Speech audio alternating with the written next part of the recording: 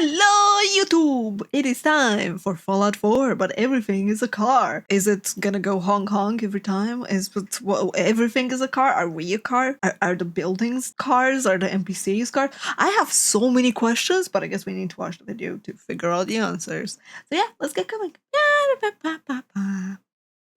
The year is 2077, and the American government has just finished research on the forced evolution virus. This pathogen is single-handedly responsible for transforming people into Slavs. Shortly after, the world was plunged into nuclear winter. Coincidence? I think not. It was definitely a bad time to be alive, but our timeline is even worse, because in this world, the virus doesn't evolve things into super mutants. It evolves them into cars, meaning that every single household item is now a car. Grandma's radio, car. Collection of coffee mugs, car. Your infant son. Okay, so we are not cars, just our items are cars. Damn. It's too late for him, I'm afraid. Oh my god, it's a tiny car toy! I love that. I love that.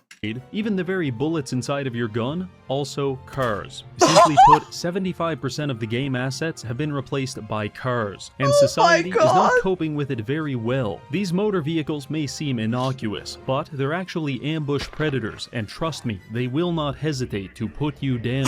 There's only one man who could hope to restore order to this world. Of course, I'm talking about Igor Bogdanov, because today we'll be playing as one half of the titular twins in an attempt to establish a thriving utopia and put an end to Carmageddon once and for all. Can we single-handedly rebuild society, or will we fall victim to a cruel and unusual form of precipitation? There's only one way to find out. But first, a word from our sponsor, NordVPN. A hypothetical situation. You're home alone browsing the internet, when suddenly a gang of cyber criminals break into your apartment and start harassing you. They're trying to steal your browser history and credit card information.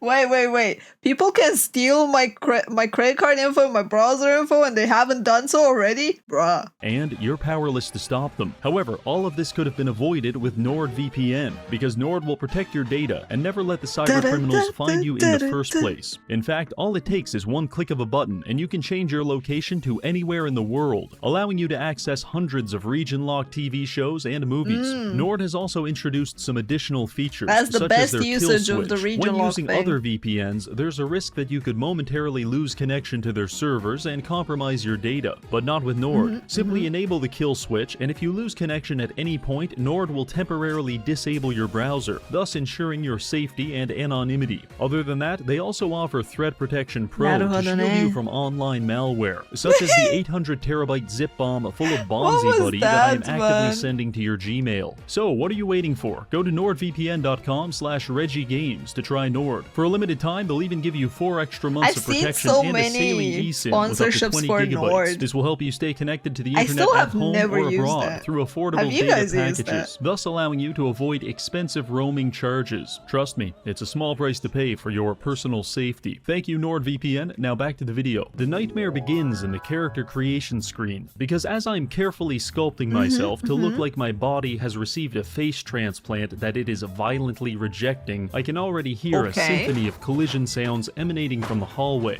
Upon further inspection, I open the closet to find 3 mid-sized sedans vibrating violently. Other than that, everything is normal. I have a wife, child, and a robot who I have appointed to raise my son, because I am an emotionally distant father with no sense of empathy.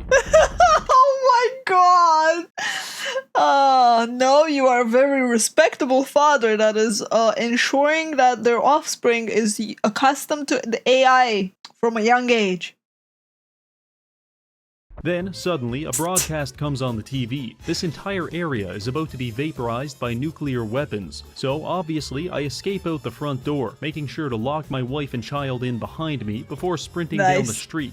Emotionally distant it was. I turn around, dodging and weaving my way through a series of cars as I race toward the fallout shelter. Many good people are left behind. I do not care. And despite Mr. Russell's best efforts, I'm the first one to make it to the elevator. I look behind me to see that my wife and child are trapped on the rear bumper of a Chevy Plymouth. Pay attention to the helicopter landing in the background, because it lands directly on top of a car, crushing it and setting off a chain reaction of explosions which killed the entire neighborhood. I was hoping that was just bad luck, but this pilot is nothing if not consistent.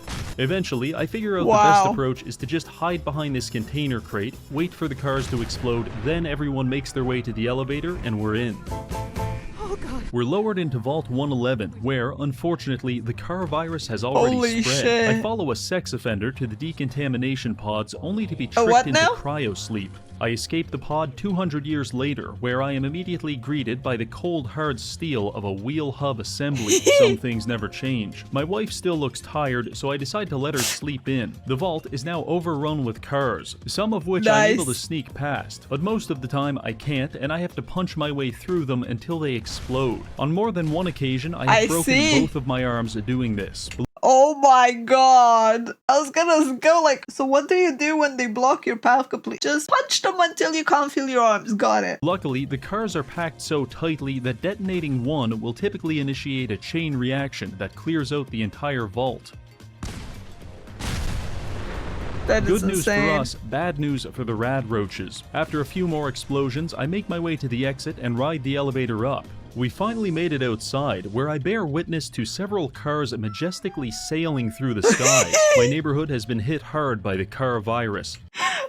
Well, those cars are just, they mutated into flying cars. After so many years of radiation, they just, you know. But this is nothing. Over the horizon, I see the Red Rocket truck stop spewing cars into the atmosphere like some kind of volcano. You may look at this and think, what's the big deal, Reggie? It's just some cars. Well, I'll tell you, not only do I have to contend with the ever-present danger of a car falling from the heavens and pulverizing me, but thanks to a bug in the game, if I brush up against a car in the wrong way, there's about a 50% chance it'll just kill me. This happened about a dozen times in the first hour of playing. Oh my god. You just have to touch them inappropriately and you die? Hey yo. But if we let our lives be governed by fear, then truly, the terrorists have won. So regardless, it's time to venture forth. We have two goals. One, destroy the Institute, because in Fallout 4, the Institute is responsible for every misfortune, ranging from including cars, killings to erectile dysfunction. So I'm just assuming they did the car thing too. And our second goal, rebuild society from the ground up. Our first stop is going to be Concord. If we want to restore order to this world, we're going to need the help of notorious war criminal Preston Garvey, and he's trapped inside this building. I made my way there and began wading through the sea of cars that flooded the streets. I was struggling to make progress, because for every car I could climb over, the raiders were shooting out a dozen more.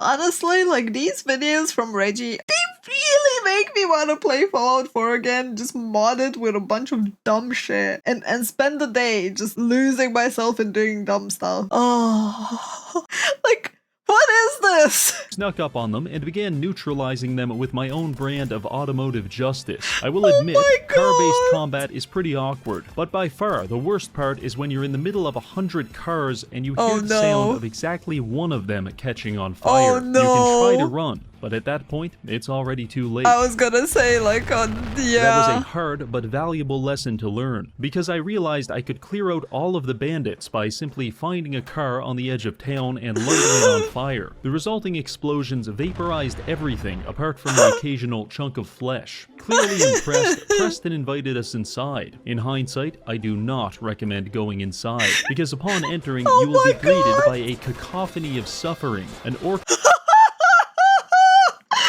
do you even navigate this, man? Oh, my cat has a word for us. Oh, she's done with us. Okay, never mind. Carry on.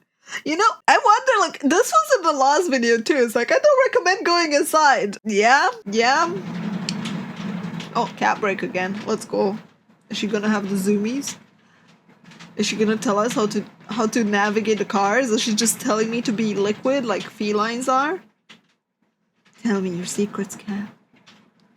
Tell me your secrets.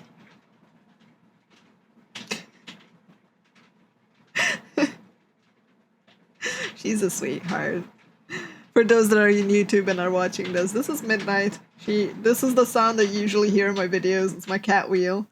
And she is an absolute delight to watch. Back to the video. Orchestra of metal screeching and violent smashing. Honestly, don't even bother trying to navigate it. Also, don't even bother trying to destroy it, because I made that mistake the first time. I lit one of the cars on fire and tried to evacuate the building as they exploded. Instead, I left too soon, and the very second I came back through those doors, the entire building would detonate, killing me instantly. Just to add insult to injury, the game also placed a quick save at this exact moment. Thank you, Todd. That was lovely. This left me with no other choice. I'm going to have to construct a bridge made entirely out of cars that span from the top floor of this building all the way across to the museum's rooftop access. So, I prepared some rough sketches and Seriously?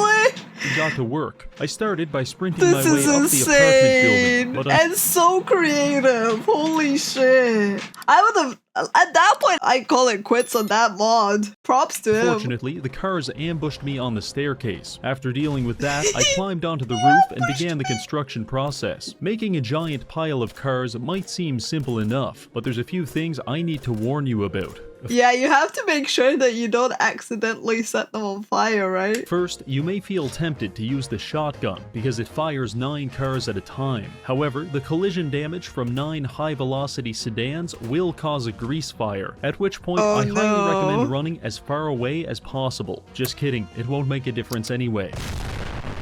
Second tip, this isn't actually a bridge. It's much closer to the ball pit at McDonald's, because if you're not careful when jumping, you'll slide right through the cracks and be forever entombed in your own personal sarcophagus, at which point there's only one way out, and it's not in one piece. Other than that, it really Oh my god, the issues that you have to deal just with. comes down to luck. In my case, it took about 30 minutes and 97 cars for me to finally make it across. Several days later, I found out you can actually just jump to the roof from this nearby church. It was a bad day in the Reginald household when I came to that realization. Anyway, I entered the third. Oh boy, imagine you spent all that time dying making something and then you realize you can just easily access it from somewhere else.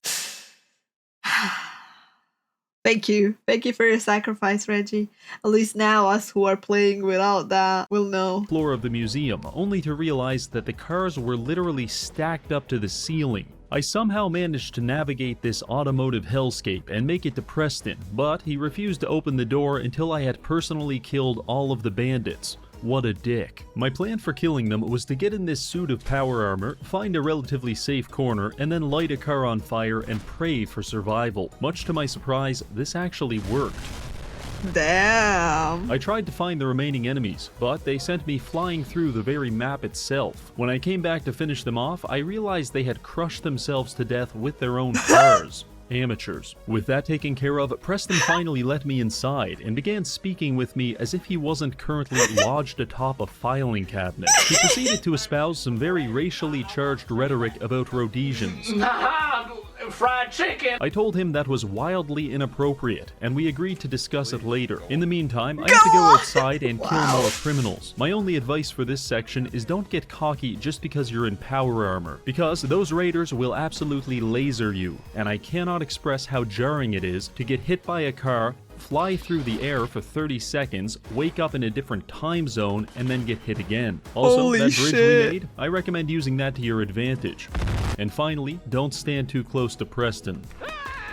Once I was done Oh my god!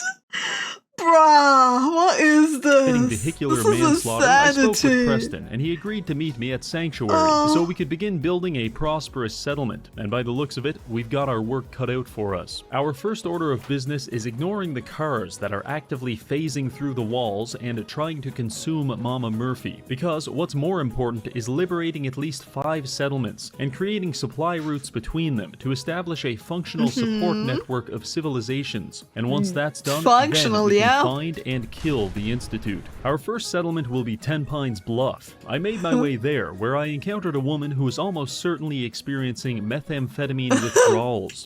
Are we sure that's what she's experiencing? With all those cars around, you know, she could have just rigged herself something nice and pretty. Which is fine, but I just don't trust the way she's shaking that double-barrel shotgun like an unwanted baby. Anyway, she wants us to go to Lexington and kill the raiders in this car factory. This would normally take about 10 minutes, but I got a little sidetracked. It went like this. Wander through the wasteland aimlessly, get stuck in some kind of quicksand, find the site of What is this, man? What is that? Yes, Shop, I'm okay. I'm okay, Shop. I'm just very amused. and find the site of a crashed airplane, kill the survivors, accidentally stumble upon General Atomics, I cannot resist the call to the void, die several times in a sea of cars before finally making it inside the bowling alley, hit a perfect strike, and then attempt to commit identity fraud when confronted by a robot. Fail at committing identity fraud, Oh, no. blow everything up in frustration, and go hunting to let off some steam. After Nice. that, I made my way to Nice. Lexington, where I very Good narrowly choice. dodged a projectile car, only to immediately get shot in the back of the head with a Ford Pinto. Ladies Man, sounds like a great day. Sounds like an absolutely great weekend. It's like, hey, so how was your weekend? Oh, you know. and gentlemen, meet the Cartastic. Lexington Welcoming Committee. I do not enjoy their gifts. Fortunately, they blew themselves up shortly after, and I made my way to the target. It's here Nice. where I pioneered a new offensive technique. I call it the wick, because you load up your target with about 24 cars and then create a long string of them leading to safety, which you can ignite much like a wick. Oh This allows my us to God. detonate several atomic bombs worth of cars from a safe distance. Or That's so I thought. You see, amazing. the explosion of 25 cars sends a lot of shrapnel flying, and if you're not careful, Really? you're going to catch one in the face. So I tried again, this time hiding behind a tree, and I still got absolutely annihilated. Eventually, I Oh my God, that death! I need to play that one again. I'm hiding behind a tree, and I still got absolutely annihilated. Eventually, I did get inside, Stop, and after greeting the baby. receptionist, I was left with an entire factory packed full of cars. So I lit one on fire, hid in the corner, and started pissing all over myself. Oh my God. One gigantic explosion later, and I got a notification telling me every raider in the factory was now dead. Simply Nice. amazing. All that's Good job. Absolutely amazing. Mwah. left to do now was escape. In hindsight, I do not recommend escaping through the roof, unless you know how to land a triple cartwheel from 60 feet in the air, because Cartwheeling through the air. Ah, he has a way with scripting, I don't. swear. With all of that done, I went back to my favorite drug addict, told her the good news, and she agreed to join our faction. To congratulate us on the success, Preston decided to give me a flare gun, which I can shoot into the sky to call for reinforcements. And here I thought if you shot the flare gun, it would call cars to rain from the sky. I don't know why. I just thought this game mod would do that. Thanks, Preston. I love it. On to the next settlement, Starlight Drive-In. On my way there, I stopped by Trudy's diner and tried to intimidate the bandits into leaving her alone, and I failed. But similarly, Wolfgang failed to survive the resulting nuclear blast, and after that, I found Simone Nice. engaged in a life-or-death battle against Trash Can Carla, a duel which they both lost. Following this, Trudy sold me some radiation medication for all the plutonium I've been inhaling, and then I was on my way. Clearing the drive-in. What the fuck?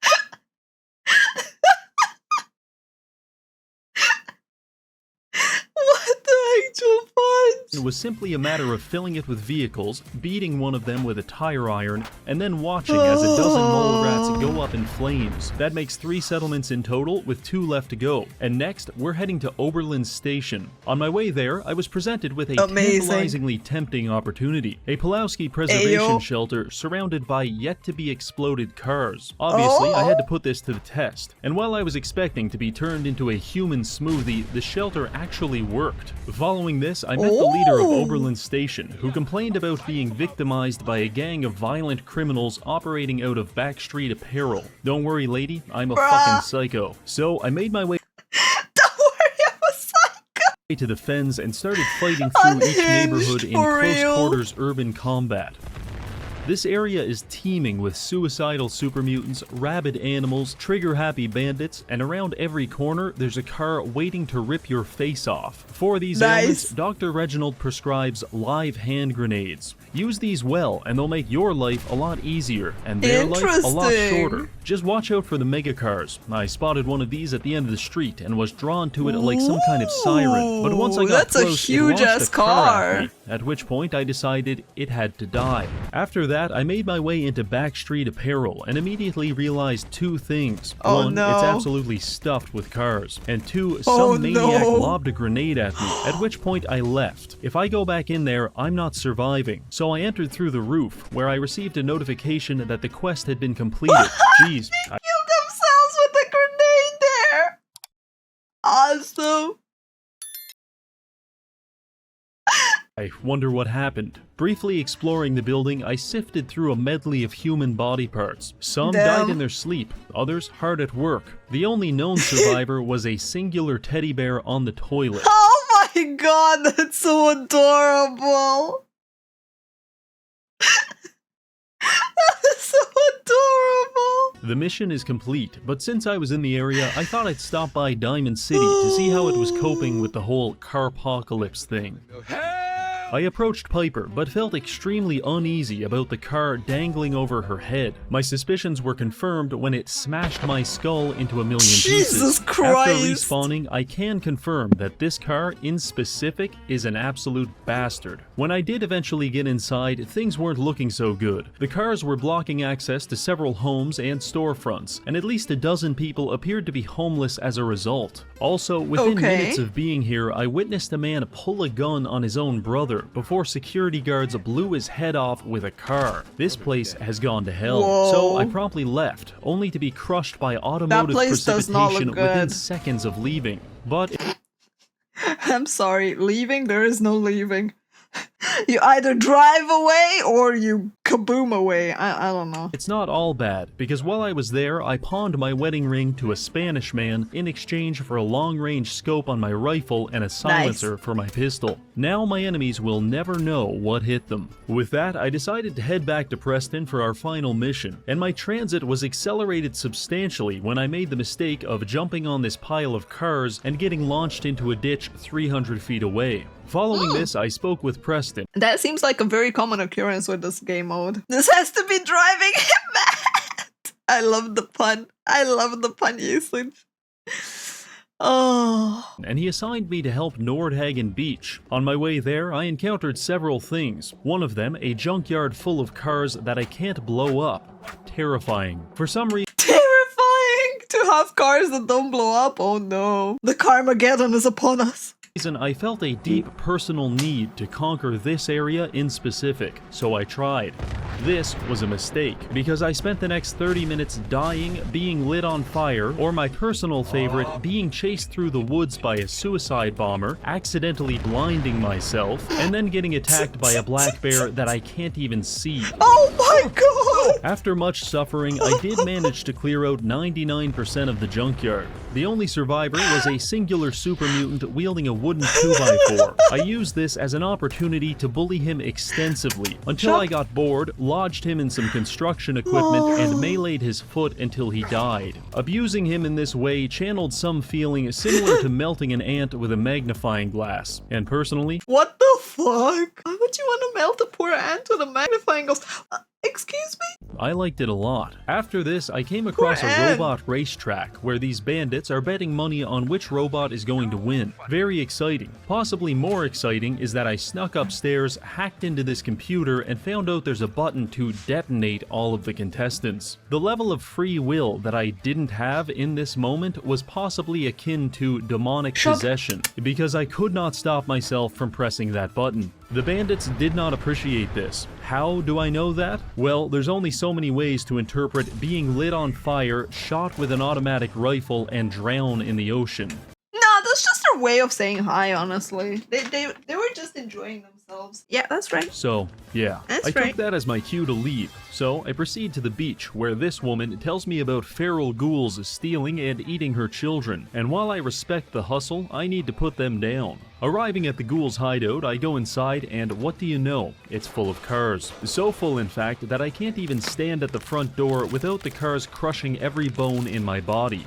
The desperation I felt in this moment drove me to pioneer a new car clearing technique. Oh no. I lit a car on fire and counted how long it took to explode. Then, using that information, I went inside, ignited a car, and perfectly timed my exit just as the whole building went nuclear. That requires some timing. I wonder how many times he died in the process of doing that. After that, I took a few deep breaths and went back in. It worked like a charm. In fact, not only is the quest complete, but it's literally raining body parts inside. With that finished, we've got 5 settlements under our control, and Preston wants us to go reclaim the Minutemen Castle and declare that our capital city. So I began making my way there, and a few things happened along the way. For example, I encountered a demented man eating imaginary noodles out of an empty bowl. Let the man eat his empty noodles, okay? The world has gone to shit. Everything's a car. There are cars flying and flinging and killing people. What do you want him to eat? Mechanical parts? I briefly considered euthanizing him on the spot. He's just poor, okay? He's eating air.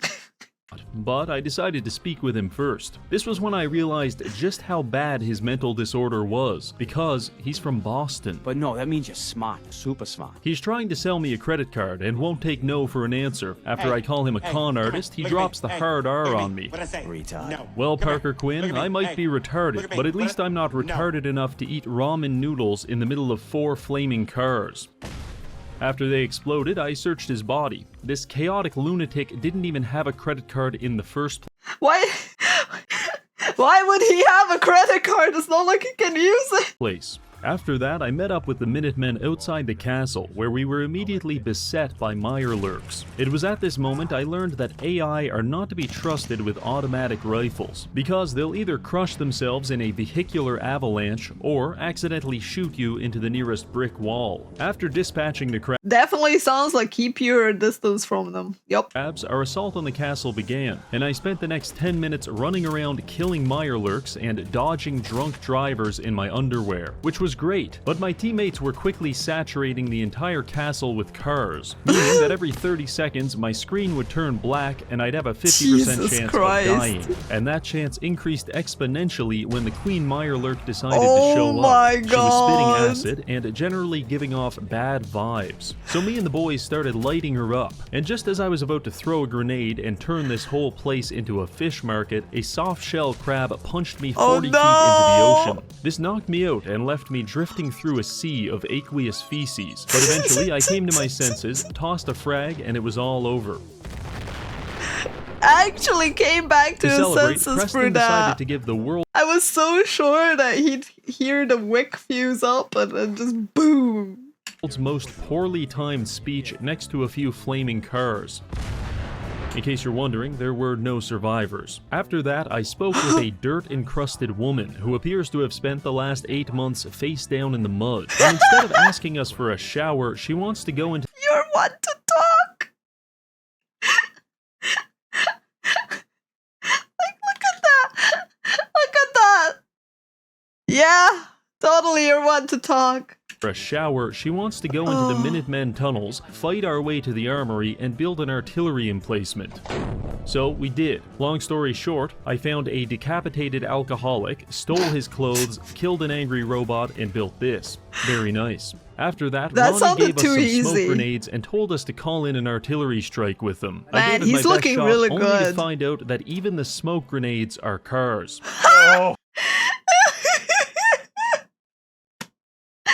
Can you imagine the junk pistol in this? Oh my god. In this moment, a wave of existential dread washed over me as I realized I'm basically King Midas, but for cars instead of gold. Regardless, we've got 6 settlements and we're doing pretty good for ourselves. Now I know you're thinking, so what, Reggie? You've got a handful of impoverished shanty towns paying you protection money. You're basically a slumlord. To that, I say yes, and we're going to need to take it even further. Because I have a grand vision for how I want to reshape society, and it's going to require more than a little real fascist dictatorship. So Okay. let's get to work. The first thing the Wasteland's going to need is clean drinking water. So I converted Nordhagen Beach into an industrial desalination plant. With this, we can Okay. produce dozens of purified water every day and sell it to the Commonwealth for exorbitantly high prices. Also, this is Damn. completely autonomous, which means I have no financial incentive to provide any quality of life to the 2 settlers which I have trapped inside. From here, I went to Ten Pines Bluff and established a carrot farming operation. You may notice I They encased the look entire very settlement happy. in a thick layer of concrete. That's for added protection, and also because I don't believe in photosynthesis. Oberlin Station is another one Yeah, who needs vitamin D? Am I right? of my carrot farms. However, I ran out of concrete, so the life cycle of these settlers is pulling carrots out of the ground until a raider shows up and blows their head off. Meanwhile, I converted the Starlight Drive-In What into the a Brahmin fuck? ranch. By placing several large cages, we can catch Brahmin and then use their feces as fertilizer for the other farms. We can also use a similar Oh. technique to capture humans. By labeling our cages Hey. with free chems, we can compel raiders to wander inside, at which point they become our hostages. The remarkable efficacy of this Excuse me, what? What?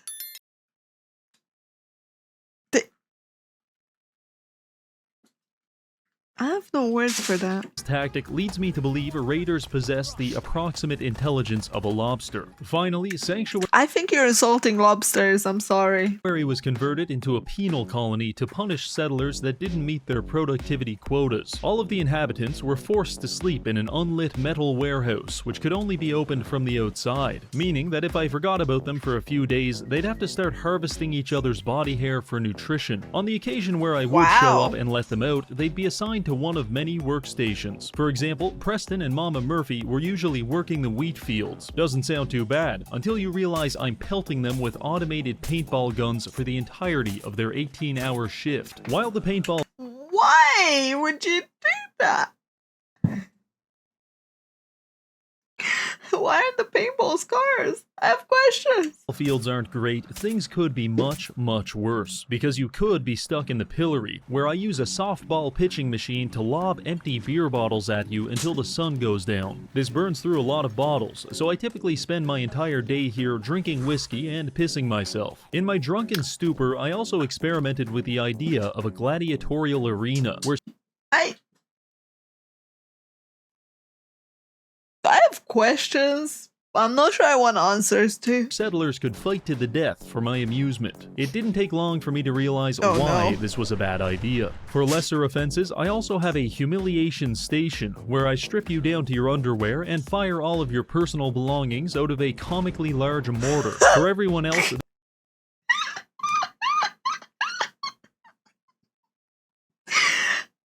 Bruh. You know, I thought Sims players were deranged for doing things to their Sims. I'm looking at this and I'm like, what do Fallout people do to their settlers? Do I even want to know? they're assigned to stationary bicycles that provide power to the entire settlement. Also, I can literally program the bikes to shock their testicles if the settler isn't pedaling fast enough. Excuse me, what? What? And yes, this can kill them. Honestly, this is the beating heart of my whole faction, and I shouldn't even call it a penal Christ. colony, because they're free to leave whenever they want. They just have to make it past the gauntlet, a series of rotary blades that will not hesitate to put you down. You see, here in my factories, the worker does not own the product of their labor. In fact, they're not even entitled to the sweat of their brow, because that belongs to the desalination plant. Oh Instead, my they are God. afforded the privilege of living in a car-free society, and I think that makes it all worth it. Now you may be wondering why I chose to farm these things specifically, and I'll tell you, was it's because suffering. at the castle I have created the largest macaroni and cheese factory in the entire world, a title which is substantially easier to hold in the post-apocalypse. By using the carrots, wheat, and purified water from my settlements in addition Okay. to plastic waste that I've pulled out of the harbor, I've been able to build and operate 8 full-time food processors, which are churning out Blamco mac and cheese around the clock. Now come here, I Oh want to play a little Okay. game with you. When you look at this fully automated factory equipped with vacuum hoppers, logic circuits, and a laser tripwire sorting system all powered by a fusion reactor, which of these things do you think I had to get from a mod? Well, I'll tell you. It was the goddamn upward conveyor belt. That's right, Todd sold us a factory building DLC without any upward conveyor belts, which is made even worse by the Upwards conveyor belt. Oh. fact that he did give us downward conveyor belts. Oh my god. Are you for real? For real, we got downward ones and not upward ones? Oh my god. 16 times the detail. He can't keep getting away with this. Anyway, according to my calculations, I have no idea how much macaroni and cheese I'm making. This is insanity, Chad. This is like, what the fuck? Like, I have no words for this. Oh. But my best approximation is about 69,120 boxes every single day. I can then Nice. take this abundance of delicious and non-perishable food and distribute it to the Commonwealth, raising thousands Nice. out of famine and ending countless food-related conflicts. Or at least, that's what you'd believe if you were a federal agent. Because the reality of the situation is this whole thing is just one big cover story. In fact, deep within these tunnels is an insane man cooking methamphetamine in his underwear. It's me. I'm the insane man. Yes, indeed. I'm What? making 69,000 boxes of macaroni every day just to conceal my real operation, which is the What? manufacture and distribution of a highly addictive narcotic called Jet. You see, the fertilizer isn't actually for the farms. Simply put, Jet is an amphetamine derived from Brahmin feces, and with almost 20 Brahmin at my settlements, I'm able to pump out dozens of my it every single day. God. I'm selling it to everyone, even children. This little bastard What the can't get enough of the fuck? stuff. Oh, and all those bandits we've been killing, they were just rival dealers. Simply put, we've got a monopoly on this whole thing. But I'll be honest, running a drug den within a macaroni factory does get a little complicated. And I'd Holy be lying if I shit. said there wasn't the occasional slip-up. Ooh, this pasta. Got me wired. The fuck are they putting in this shit? But listen, Accidental this little jet. secret stays between you and me, because while I could be making millions selling pasta and purified water to the masses, I actively prefer making thousands by creating the next crack epidemic. So, with all of that out of the way, I think it's clear that we've rebuilt a functional and prosperous car-free society, and I, for one, am filled with confidence when I consider our prospects for the future. Jesus the Christ, only thing this left went to dark do now real is to destroy quick. the source of the cars, which is the Institute. Of It's going course. to be You know, this entire thing started with going to destroy the Institute, and now we have a meth lab in a mac and cheese factory. I question how he got there, but sure, yep. a lot of work, so let's try to get through this as quickly as What a possible. giga chat. At the start of the game, I allowed the Institute to steal my son Sean, because now I've got a man on the inside. All I need to do is find him. I went back to Diamond City to hire a private find detective him. named Nick, but he himself is also missing. His secretary asks us to find him, so obviously I extort her for money. I do have 125 caps. More money. Fine. We'll make it 150. Even more money. Okay, you win. 200 caps is all I have. Okay, that'll do. Let's go get him. From here, Wow, the the meth man needs money? Really? I very carefully exited Diamond City. I hate it here. I hate it here. That's and how began you my barter, search, yeah. During which I stumbled into a building called the Combat Zone. I know the name Oh, sounds no. bad, but I the house remember rules that. clearly state no combat outside the cage, so I assumed I I would remember be that. safe. This assumption was very quickly proven wrong when I was shot into a door and beaten with pool cues. However, karma comes quickly for rule breakers, and the entire building exploded shortly after. I got up, made my way into the cage, spoke with a burn victim, not sure if he looked like that before the explosion, and then he gifted me an indentured servant named Kate. I know that sounds like a good deal, but she's a violent Irish drug addict who will sexually harass you at every opportunity. I took Kate to a nearby Damn. lake with the intention of drowning her, but instead, You wanted to drown Kate? I stumbled upon a sea monster named Swan. He's submerged underwater, and if you disturb him, he will beat you to death with an anchor. So instead, I began carefully and deliberately distributing cars all over the area. After about 30, I heard Carefully. him wake up, so I tossed a grenade and ran away with all 7 of my frames. We still have After 7 my of your stream cleared friends. up, I found that his headless corpse had been launched over 100 feet into a nearby alley. This allowed me to pick up the furious power fist from his body. This bad boy can destroy cars in 3 hits. This is a big power spike for I like the fact that he says it in such a neutral tone, but you know that it's very significant because it's mentioned. It's like, ah, yes, I can now fist cars. 3 pumps and it's ready. us. Anyway, after that, we descended upon the subway, which led us to Vault 114, where Nick was being held by raiders. These criminals think they're safe just because they're living inside of a vault. But what they don't know is that I'm currently addicted to every chemical substance in the game, and I've perfectly timed my withdrawal symptoms to hit at the same time. And when that happens, I'm going to kill everyone. What the fuck?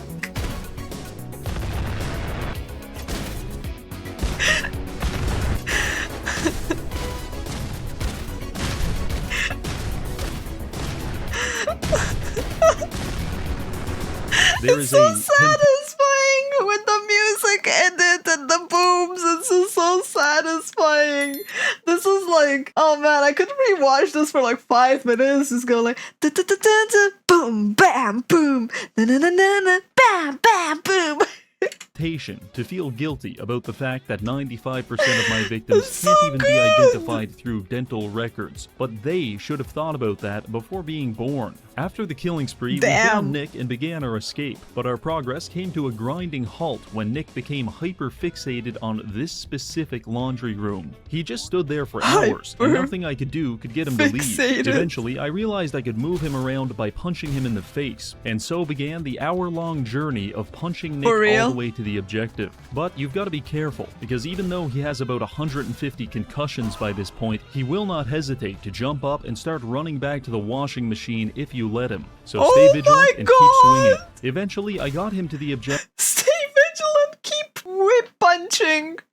And we were just about to escape when we were confronted by Skinny Malone and his thugs. Fortunately, I was able to weaponize my status as a terminally online man to red pill Skinny into believing that his girlfriend was just using him for his money. This revelation made him feel so dejected that he didn't even want to fight us. The one condition is that we only have 10 seconds to leave. But Nick is currently fighting and losing a battle against a 1955 Lincoln Indianapolis. So, I mean, understandable that he's losing that battle. He couldn't escape, and they got pissed. I really wish every social interaction didn't have to end like this, but here we are. After this, we met Nick at his office to discuss our plans to find my son and destroy the Institute. He tells me to take a seat and get comfortable, so I remove all of my clothes. We identify the man that took Sean as Kellogg and decide to break into his house and look for clues. The only issue, it was booby-trapped. Yeah, whole thing full of cars. I wanted to experiment to see if I was high enough level to survive the explosion. So I wiggled my way upstairs, drank an entire bottle of vodka, lit a car on fire, and waited to face my destiny.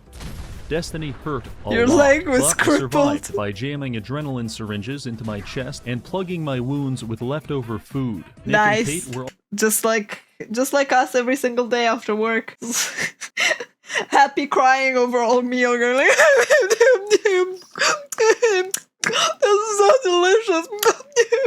also completely fine. With the cars now cleared out, we were able to find Kellogg's everything's fine. Chamber, which had no shortage of genetic material. Genetic material which we then used to track him down with the help of a dog. I'm not exaggerating when I say that I probably died 50 times during this part. And I don't know why. Things just kept exploding. Eventually, I was even able to predict my deaths down to the second. 3, 2, 1. Much like Chinese water torture, this form of suffering was terrible in its simplicity and irresistible in its truth. After much hyperventilating, I made it to Fort Hagen, where Kellogg was hiding out. I entered through the roof, got pinned in the corner, and then had to endure the entire building exploding for the next 25 seconds. By some divine miracle, I survived this ordeal and killed my way to Kellogg. When I met him, I delivered a pretty sweet one-liner and then got put down like a dog. For my second attempt, I just jumped straight to filling the entire room with cars and blowing it up. I have yet to find a more effective combat technique than this. After this, it was back to Nick's to discuss what happened. Kellogg didn't give us any information on account of the incident, but Nick tells me there's a voodoo shaman that can read people's minds, which is convenient because I just so happened to scoop up a fistful of Kellogg's brain matter back at Fort Hagen. Here we have his brain matter. Enjoy. So we make our way to Good Neighbor to meet the doctor. Within 60 seconds of arriving, Oh a man no, extorts look me at for those protection money cars. and is immediately stabbed to death. Looks like someone wasn't paying their protection fees. After that, I head to the Ooh. memory den, where I am victimized by a car half a dozen times. I don't know why the fact that he's being bullied by cars in the memory den is very fitting. It's like, oh hey, remember the pain of dying to cars? No. Cannot Let me properly resolve express that. the anxiety I now experience when entering buildings. But if you can imagine that behind every door, cabinet, and cupboard in your house, a car is waiting to kill you, then you are approximating the surrealist hell that is my reality. Eventually, about I made right. it past the cars and met Dr. Amelia, who offers 10 out of 10, he'd probably do it again. to put me inside of Kellogg's memories to try and find the location of the institute. Was that a Stolfo?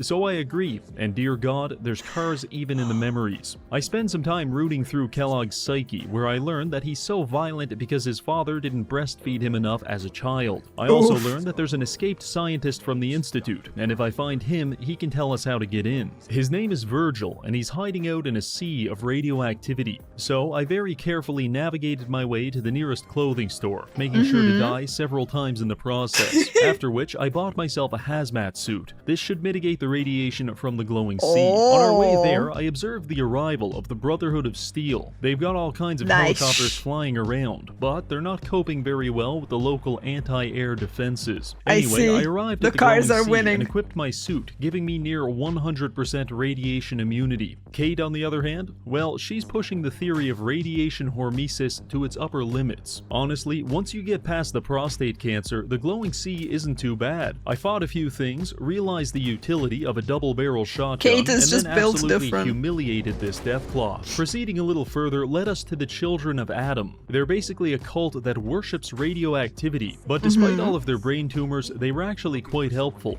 They told me that Virgil is holed up in a cave down the road. To reward them for their cooperation, I decided to release the radioactivity trapped inside of these cars by blowing up their entire settlement. I know, it's a thoughtful gift. This detonation left only Brother Ward and Brother Foster to repopulate the entire settlement. And Foster...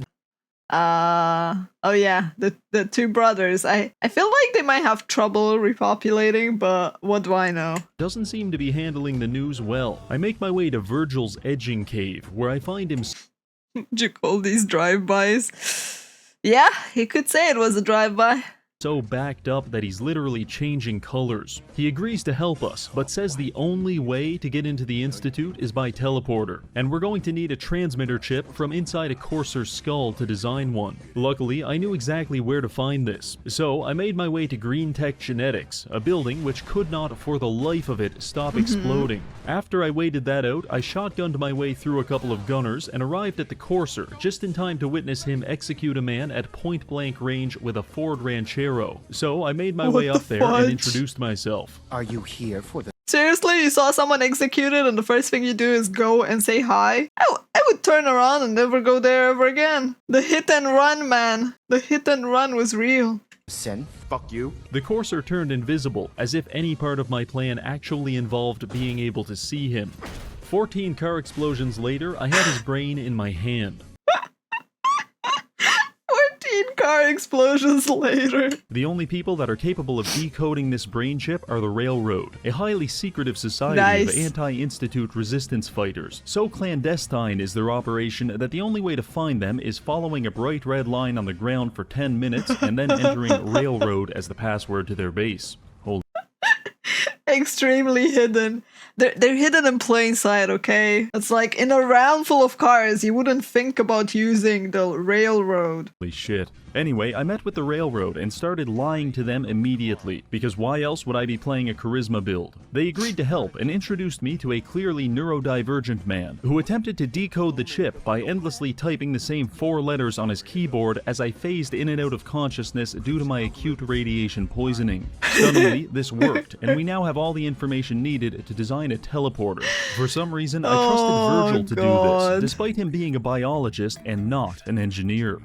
You know, for some reason, he makes the story sound not too shabby. I've heard the story so many times, and yet there are always new great ways in which he mentions it. I don't know if you're aware, but that's like hiring a plumber to do your heart surgery. Anyway, in the spirit of making bad decisions, I took Virgil's teleporter schematics to Sturgis. Anyway, engineer. I don't know if you're aware, but that's like hiring a plumber to do your heart surgery. Anyway, in the spirit of making bad Not me installing ZZZ and starting a gacha at 5 a.m. In the spirit of bad decisions, you know.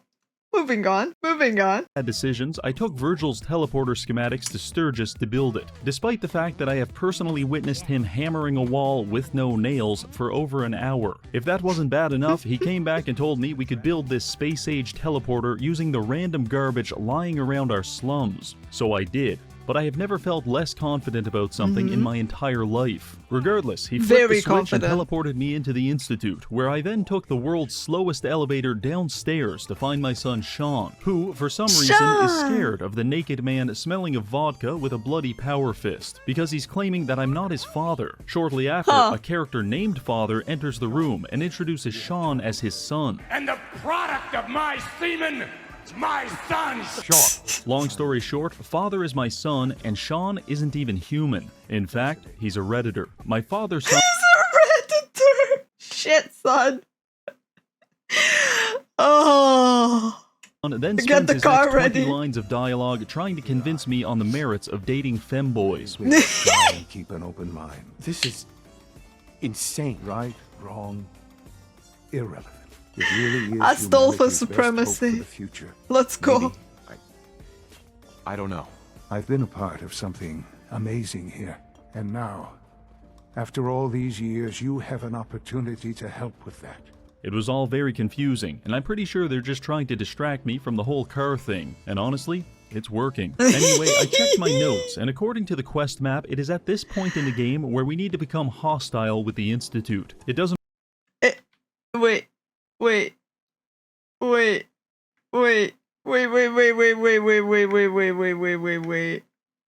I need to go back more.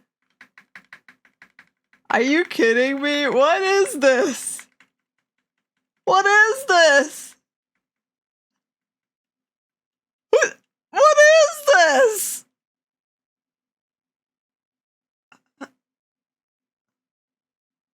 Holy shit. Are you guys okay? That's insanity, man. That I'm staring at what? Wait till you see the Elden— People did an Elden Ring chart like this? This is fascinating. This is— Okay, as a former QA and a former lead for testing, I don't even think our design documents are this well organized. Just gonna put that out there. I feel like fans put more effort than developers. I mean, especially true for Bethesda games, mind you, but still. Is at this point in the game where we need to become hostile with the Institute. It Fascinating. doesn't really specify what Holy that shit. means, so I took it in a pretty extreme direction. After beating my son to death, I made my way to the atrium, a large open area just waiting to be filled with cars and exploded. So I did Goodbye, exactly son. that, at the cost of my own frame rate. And to the best of my knowledge, there were no survivors. I also Not even stopped by Sean? the weapons lab to try and destroy their research and development team, but it looks like they've got that covered themselves. And with that, I decided to leave, only to be confronted by a small army of synths at the exit. I wasn't sure exactly what they wanted, so I decided to err on the side of caution and just start blasting. It appears that our declaration of war was received loud and clear, because after teleporting back to safety, I was informed that the Macaroni Castle was being besieged by Institute forces. Our Blamco mac and cheese must not fall into their hands, so I hustled over there and prepared the defenses. It wasn't long before the battle was underway, and within 30 seconds, they're shooting so many cars and ignited near the front of the base, the detonation of which killed almost all of my employees. After that, it was just a hellish experience, with cars flying in every conceivable direction, accompanied by a near-endless symphony of explosions and metal sound effects. My only tip for this is to avoid using VATS, because it will inevitably betray you. At one point, I made my way outside to lay a minefield and clear some synths, but really, we needed a minefield. Me, so I accidentally launched her into low Earth orbit. Oh, goodbye, Never saw her again Kate. after that. 20 minutes. It's kind of fitting that he wanted to drown her, and now she got launched into a lake and drowned. And countless explosions later, we had finally defeated the Institute army, but the damage they inflicted was devastating. For example, there were carrots everywhere, and more than a few body parts had made their way onto the conveyor belts. This was indeed a dark day at Blamco Mac and Cheese LLC. I knew retaliation was necessary. We need to send a message to the Institute, and it has to be written in synthetic blood. Unfortunately, Preston says we don't have enough people to launch an attack, so I decided to capture Vault 88 to recruit more soldiers. It was controlled by a gang of raiders, but in possibly my most stylish move to date, I killed all of them while cartwheeling over their exploding corpses in the canyon below. This miraculous form of homicide had people lined up around the block wanting to join my army, so join the circus, where karma will surely bite you back. What's the plan? Well, Sturgis just casually mentions that he knows a sewer drainage pipe which we can use to infiltrate the Institute. So you're telling me that I waded through a radioactive sea, killed hundreds of people, built an entire teleporter out of spare cutlery and condom wrappers, and even spoke to a woman, when instead I could have just crawled through 1,200 yards of feces? Thanks a lot, Virgil. So I put on my hazmat suit and made my way to the sewer pipe. The Institute did attempt to block it with a car, as if I'm not some kind of expert at destroying them by this point. After battling my way past a bunch of guards, I'm back inside, and I hack into their computer, briefly play Galactic Control, accidentally shoot down a commercial airliner, and then teleport everyone to my coordinates. The plan is to fight our way to the reactor and place a bomb on it, which will cause this entire place to go up in flames. Pretty good idea, actually, but I'm not exactly filled with confidence when I look at my reinforcements. Before the fighting began, Preston asked me to give the Institute citizens a chance to evacuate, because apparently we're not here to commit mass murder. But all I heard was we're not here to commit mass murder. True, we're here to make sure that everyone evacuates in a car. Yes. We're just distributing cars to them. Commit mass murder. So I put on my finest genocide tuxedo and we got to work. Before long, my team had made their way to the bioscience department, where I tactically neutralized several highly dangerous scientists. We were briefly attacked by gorillas, very briefly, before making our way into the main chamber. At this point, things got really messy really fast, and it's all kind of a blur. But I'm pretty sure I punched someone's arm off. After several extinction-level explosions, I disabled the security lockdown and accessed the reactor room. There, I carefully planted the bomb, while almost certainly developing cancer. It's now time for us to make our escape, but on the way out, I'm approached by fake Sean, who all of a sudden wants to be my son just to avoid dying in a nuclear explosion. Smart kid! You can't just leave me here! I don't want to die! Well, too bad, kid. I don't date gold diggers. That's not happening. So we teleported out and I pressed the biggest and reddest button. You know when he said at the start that he was kind of like emotionally distant? That's cold, man. That's cold. Of them all, instantly vaporizing the Institute and destroying the source of the cars once and for all. It's I like the face of poor fake Sean.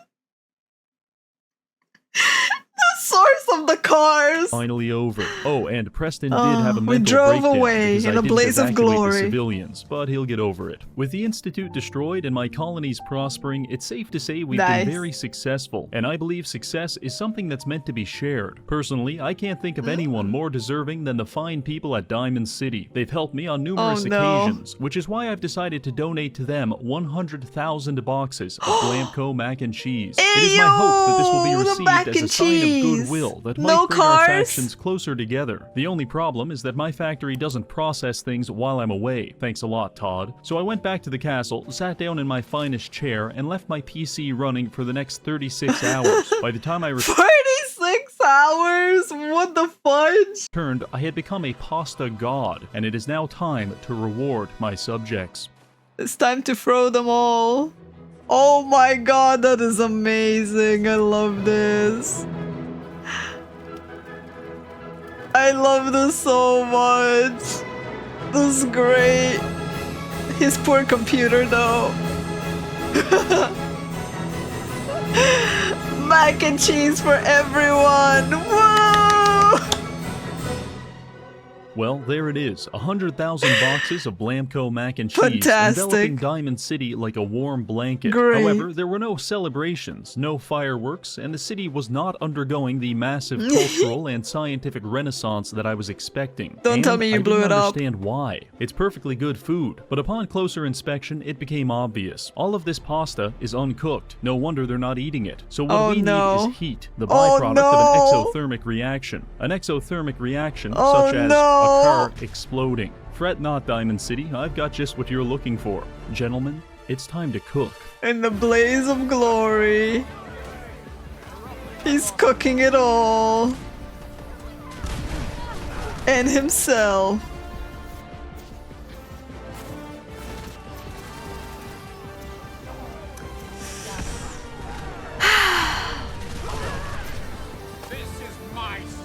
It smells of barbecue, chat.